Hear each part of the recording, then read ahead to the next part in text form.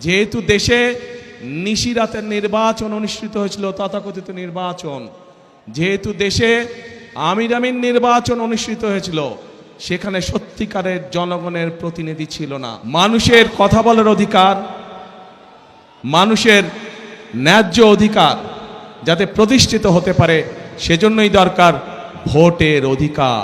প্রিয় ভাই বোনেরা, আমি জানি ময়মনসিংহ বলুন, নেত্রকোনা বলুন, জামালপুর বলুন, শেরপুর বলুন, এই অঞ্চলগুলোতে বহু সমস্যা রয়ে গিয়েছে। নদী ভাঙন সমস্যা আছে, কর্মসংস্থানের সমস্যা রয়ে গিয়েছে।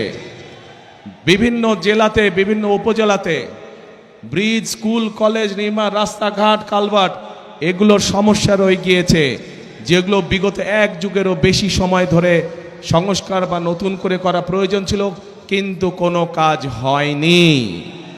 হয়েছিল? হয়নি। কারণ ওই যে বললাম, ভোটের অধিকার ছিল না। যদি ভোটের অধিকার থাকতো তাহলে জনগণের সমস্যার সমাধান হতো। যেহেতু ভোটের অধিকার ছিল না, যেহেতু দেশে নিশিরাতের নির্বাচন অনুষ্ঠিত হয়েছিল, তথাকথিত নির্বাচন, যেহেতু দেশে আমির আমিন নির্বাচন অনুষ্ঠিত হয়েছিল, সেখানে সত্যিকারের জনগণের প্রতিনিধি ছিল না। তাই দেশের যুবক সমাজের জন্য কর্মসংস্থানের ব্যবস্থা তৈরি করা হয় নাই। তাই এলাকার মা বোনদের সমস্যার নিরাপত্তা নিশ্চিত করা হয় নাই।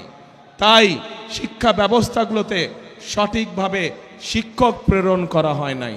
তাই উপজেলা হাসপাতালে বলুন অথবা ডিস্ট্রিক্ট হাসপাতালে বলুন না কেন, সেখানেও সঠিকভাবে ওষুধপত্র, ডাক্তার সরবরাহ করা হয় নাই।